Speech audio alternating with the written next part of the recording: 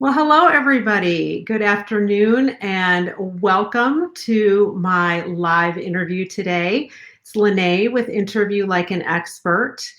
I often get questions from my clients who are wondering about working with recruiters.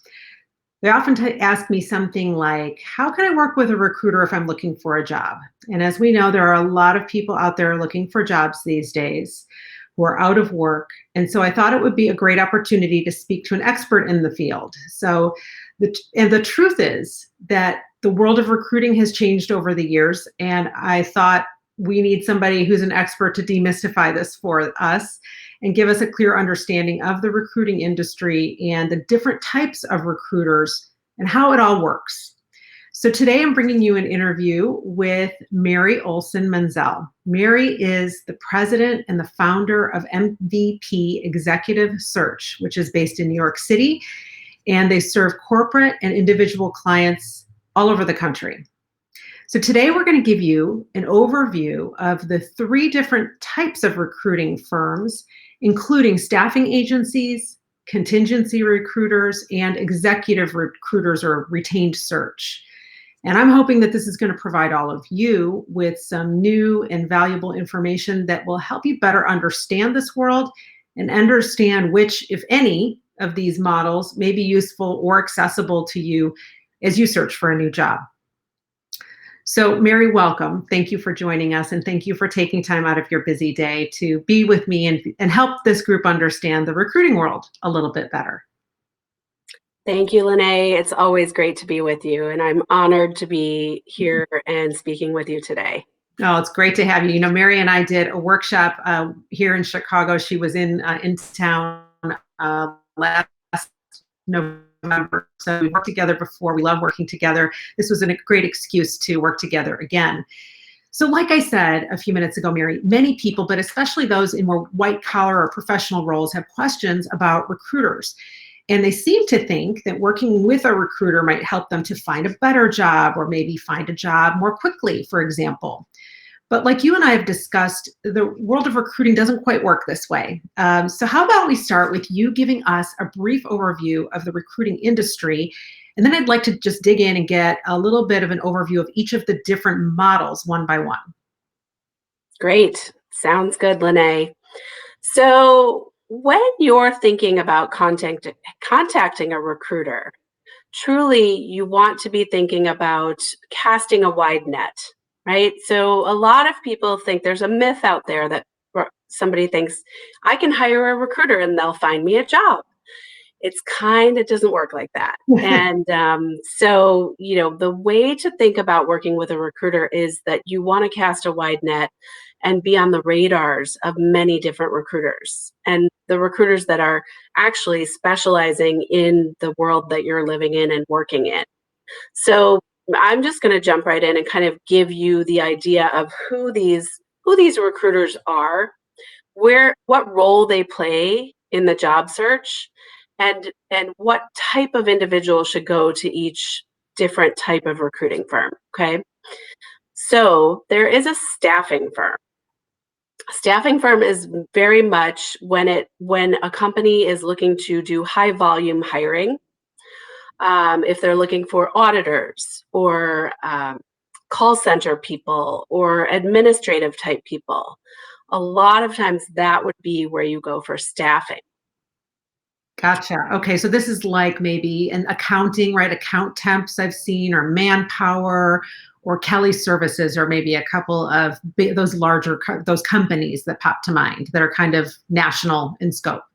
Correct. That's Robert Half and many of the other ones that you just identified. Yeah, Robert Half is another good one to add to the list. Perfect. Okay, so if you have those types of jobs or you're looking for that type of job, those are great companies to get in contact with because they are accepting resumes and they want candidates. They are actively seeking candidates and looking for people to reach out to them so that they can place them on behalf of employers who have asked them to help them recruit people.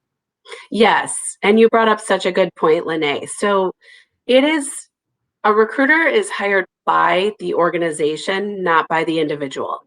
Okay. And this is on behalf of every single type of recruiter that's out there, which we'll get into later. But Yeah.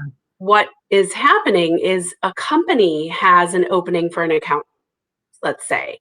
They Okay. call Robert Half and Kelly and all of those other organizations, and they say, we're hiring accountants. Please send me resumes. They sign a contract. Obviously, they would pay a fee if the person was placed.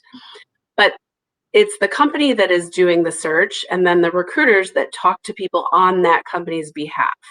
All right. So it's it's very much company driven by what kind of people the recruiters are looking to work with and looking to talk to. And then that kind of can take us straight into what the next type of firm, which is what we call contingency search firms. And that is a even a deeper dive and a higher level of what they're typically looking for. This could be when companies are looking for a specific salesperson. This is mid management or specialty type search. But once again, it is the company that hires the recruiting firm to do the search for them, not vice versa. But it is a really good thing for you to be on the radar of any and all recruiters that you can be, because you don't know what searches they're working on unless you're in contact with them. So a contingency firm is one where the client would once again say they would like to hire a controller. We'll stay in the finance world for a moment. Okay.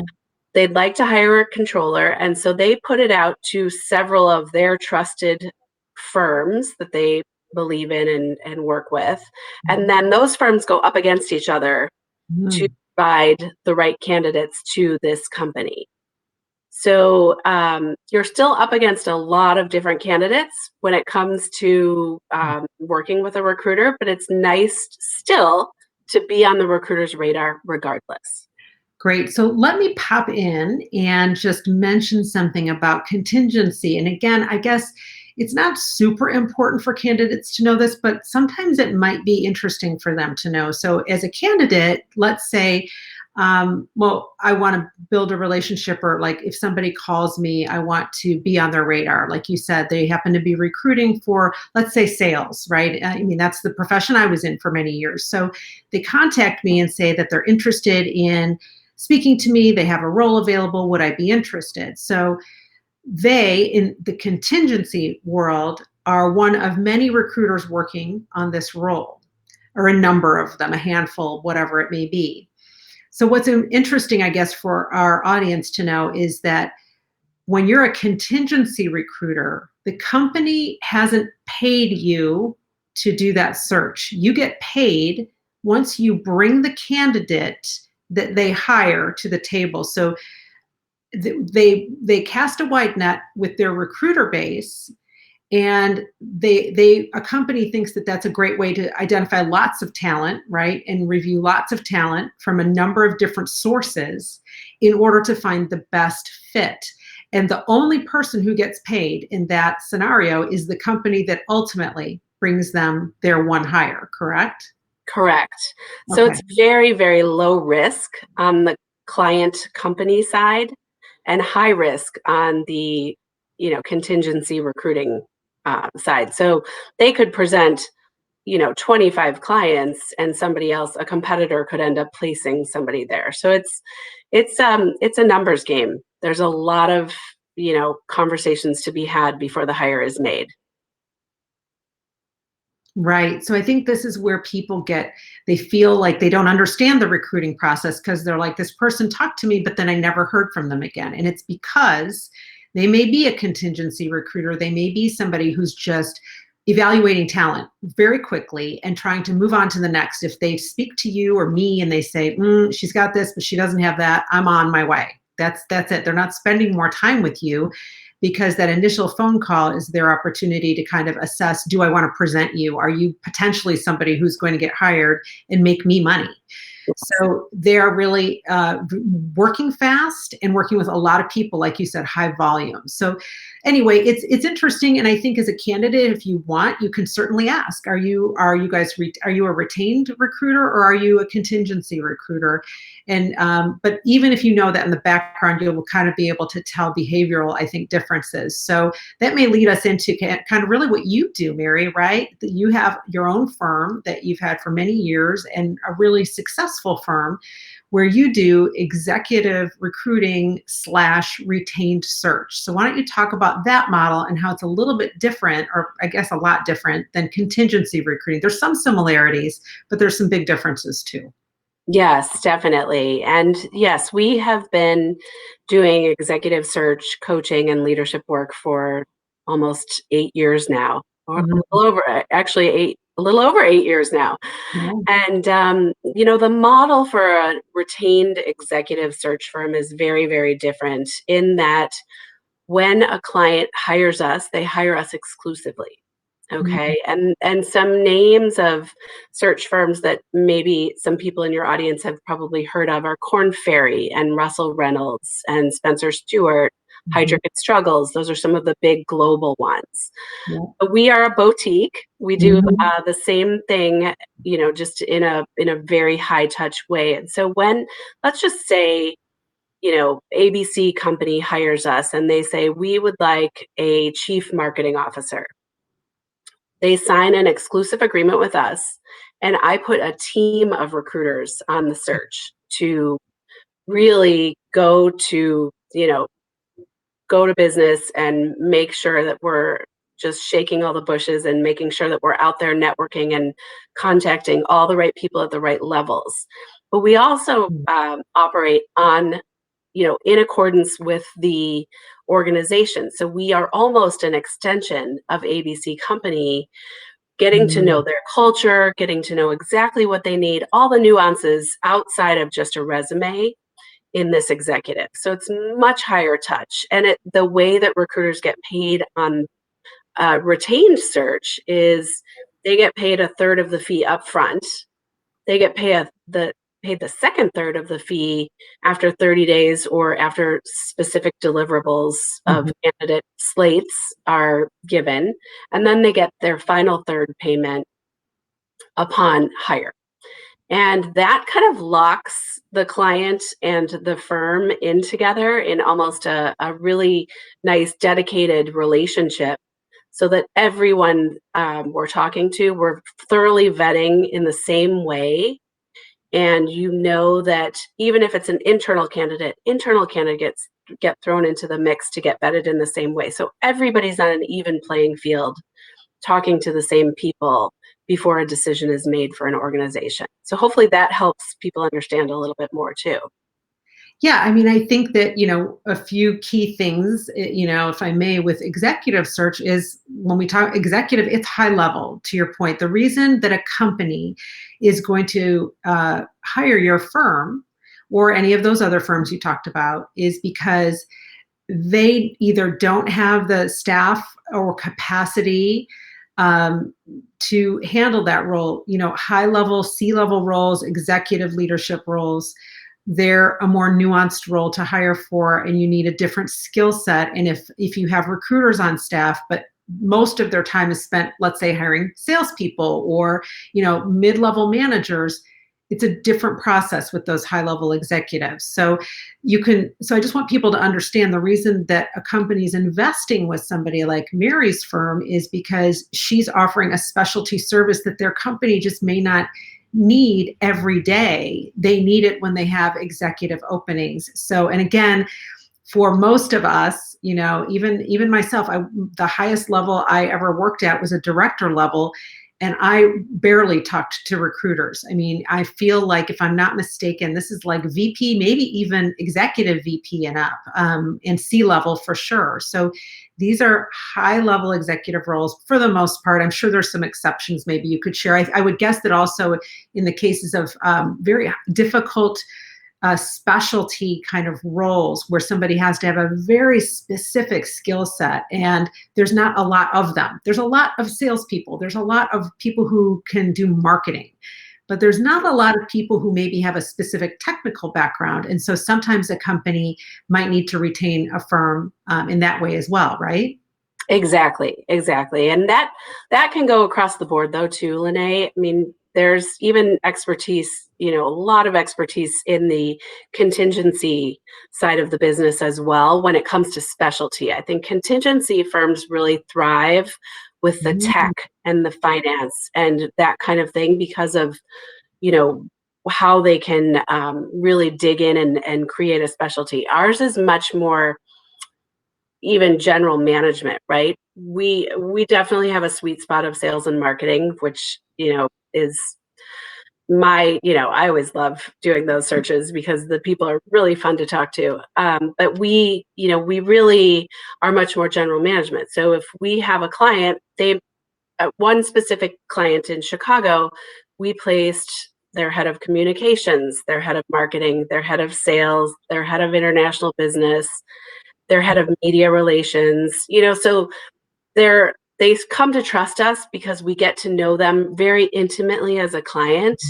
And then, the searches just continue. And to your point, they have a really robust, really amazing HR team in place, and we are their business partners. So we Right, are we are working in conjunction to help the HR people even, shine more in the CEO's eyes. right. That's kind of our job.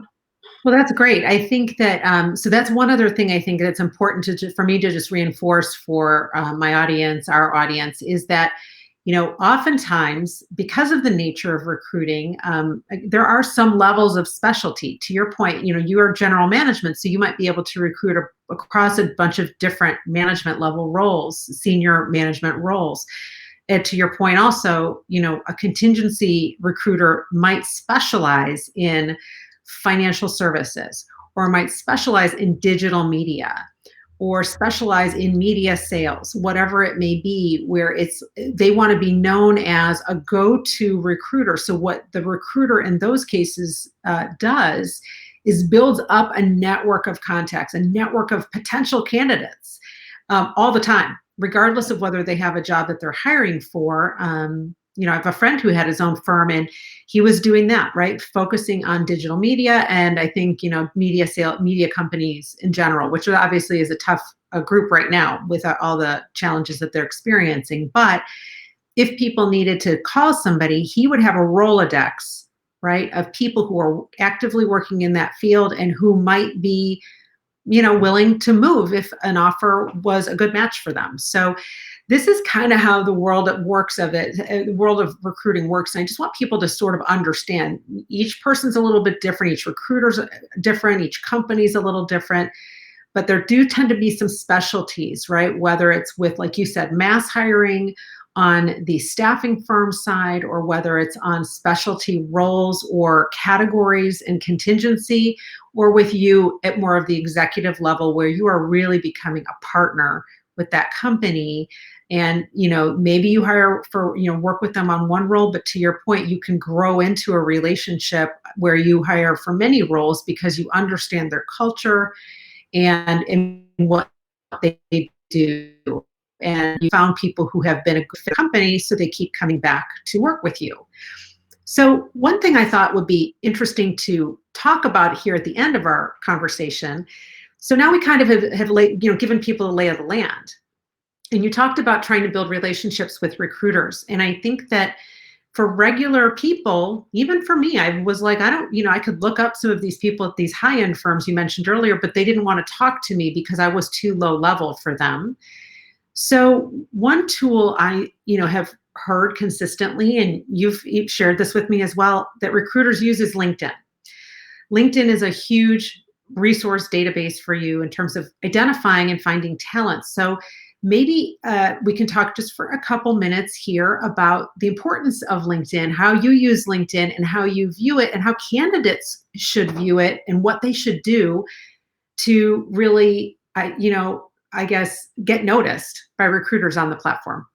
Right. Yes. I mean, LinkedIn is our best friend, isn't it, Lynee?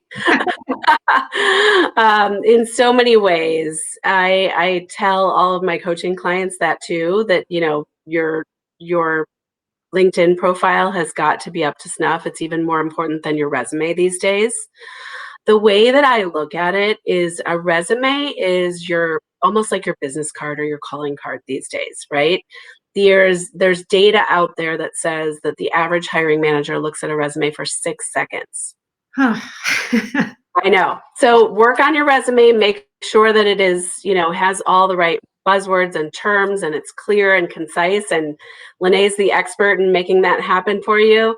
But the next wave of what is here now and into the future is your LinkedIn profile. And that is what creates color around your resume and really shows people who you are as a professional. I mean, it is everything. It's your professional brand all in one little click. And so it's interesting as LinkedIn has grown and really become more robust through the years, they actually developed something maybe about 5 to 7 years ago, maybe even earlier than that, something called LinkedIn Recruiter.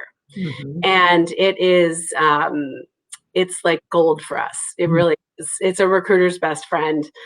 And what happens is my recruiters are able to plug in whatever role. Let's just talk about that chief marketing officer role that we're working on. They could plug in the keywords and what they're looking for, marketing, digital, all of the things that go along with marketing communications, Chicagoland area even. Mhm. And then a list will pop up for them of all the marketing people, all the marketing executives in Chicagoland. And it takes away a lot of that parsing through resumes that recruiters used to have to do all the time, because now they can just narrow down their searches right there in LinkedIn. Mhm. So for your audience, for everybody that we're talking to right now, that LinkedIn profile, having a robust LinkedIn profile is so, so important. And part of it is, you can you can have keywords in there that the recruiters can search on, but it's also about, a professional picture, and it's also about who are you connected to. Mhm. I mean, you can look and see if any of the recruiters are connected to the, potential candidates, and there's a lot of really good networking that happens that way. But also from the job searcher's standpoint, the more information that you have on your LinkedIn profile, the better off you are, because a recruiter can find you amongst the however many million people who are on LinkedIn right now, right? It is also a Exactly. really, really good tool for a job searcher to start following the companies that they're interested in talking to, so that they're Mhm. up on news feeds and they're up on all of this. I mean, this is stuff that, Lynee tells everybody about all the time. But it's really, really, I'm just here to reiterate that it is the most powerful tool right now that recruiters use. Well, I think that you made a great point. I loved your point about saying, this is what I want everybody to understand. That's where recruiters tend to start, right? Of course, ads get posted, and there are companies who are posting ads, but there are also companies and recruiters who have the opportunity and the option of taking a different approach, the approach you're describing, where they can use this very souped up search engine that they get through LinkedIn Recruiter that I don't get as even like a business LinkedIn premium person, and job search people don't get. So you guys as recruiters have a much more souped up premium product to do much more refined searching. I've seen it on the back end with one of my recruiting friends, and it's pretty powerful. So to your point, recruiters can start there and narrow their focus and start reaching out to candidates and seeing if they're open to even the opportunity. They may or may not be. But I thought what was a few things you also said were great. You talked about recruiters looking to see, do you have a photo on there, which seems basic, but you must have a photo on LinkedIn, particularly if you're in a higher level, role. People, no matter what role you're in, people want to see faces, right? And they want to just get a look at you, be looking likable and approachable and engaging, right? You don't have to have a professional photo shoot, but you need to have a nice photo. But the other thing that you talked about was them looking at your connection base, right? Who are you connected to? And are you using the platform too? I worked with a few months ago somebody who was in a very high level marketing role at a very large company. And this individual wasn't using LinkedIn hardly at all. And I mentioned to this person, boy, I think that any company that you're going to be speaking with, if you're going to be looking at similar companies, large companies, this was a global role that this person was in. And listen, I'm sure they were very busy day to day in their work, but they didn't realize how important it was to be active on that platform on behalf of themselves and on behalf of their company, because when they go to search for that next job, the next employer or recruiter might be looking to see, hey, how are you using this platform? Are you actively doing what your role would dictate that you should be doing? Now, maybe if you're a financial analyst, they're not going to expect you to be posting all over the place, certainly not about any financial numbers of your company, but if you're a marketing person, I think somebody would expect you to be posting about what's going on, what's the latest launch, what's the biggest, what was the great result, and promoting your company and your brand on your LinkedIn profile as well. So I think that there's so many layers to what you can do on LinkedIn, but having your profile filled out beyond just a job title, like you need to have it filled in just like you would on your resume. So really great advice there. And I think that, for people who are in those roles where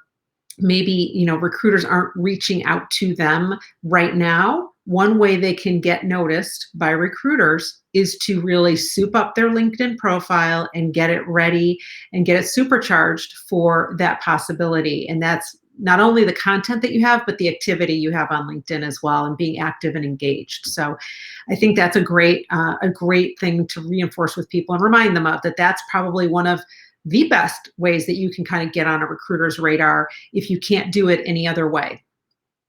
Absolutely. And Lynee, the time is now.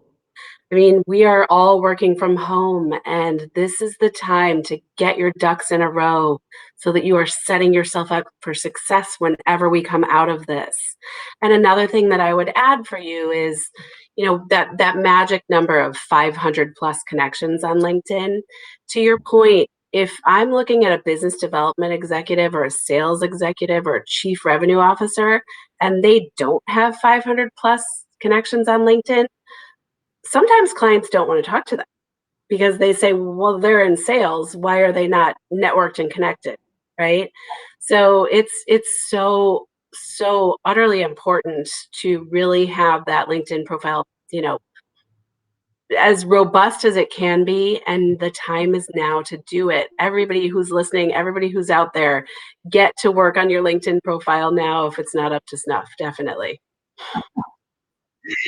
I love your PSA. That's great. Good. Well, good advice, because I had an interview a few weeks back with a gentleman who focuses on coaching people on LinkedIn, and we talked all about it. So you're right.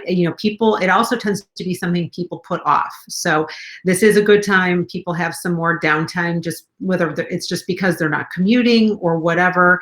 I know there are people who, like you, are doing some homeschooling of kids. So it's not like you have tons of downtime, but we have some time that we've gotten back. And if this is something that's been on the back burner and you find yourself either looking for a job or thinking you may be looking for one soon, it's well worth the investment of your time. And there's lots of resources, even if you don't work with somebody like me, lots of information online that you can access that can tell you what you need to do to get your profile in order. So with that, Mary, I think time has flown. I can't believe, we had a ton of interesting stuff to cover, and I'm sure people will really find this information so valuable. So I hope that for everybody, learning about the recruiting world at a high level and understanding just kind of how all these companies work and at what levels they work at is really important and useful. And you hear it time and time again from me here in my group, the importance of LinkedIn. It seeps in everywhere. So it even seeped into our chat today. And so good advice. But Mary, thank you so very much for taking some time out of your busy day to speak with me and to help educate this group about the world of recruiting and what they can do to set themselves apart and stand out in what was already a crowded candidate field and is going to only get more crowded over the coming months and potentially even longer than that. So the more they can do to kind of get their ducks in a row, as you said on LinkedIn, the better off they will be. So with that, I will say thank you so much for joining. It's been such a pleasure, and I look forward to having you back again sometime soon. Yes, my pleasure too, Lynee. And thank you for having me on. I'm here for you anytime you need and your audience. Definitely. Great. Well, thank you, Mary. I hope you have a great rest of your day, and I will talk to you real soon. All right. Sounds good. Stay healthy and safe. Yes, you too. Okay, thanks. Bye bye.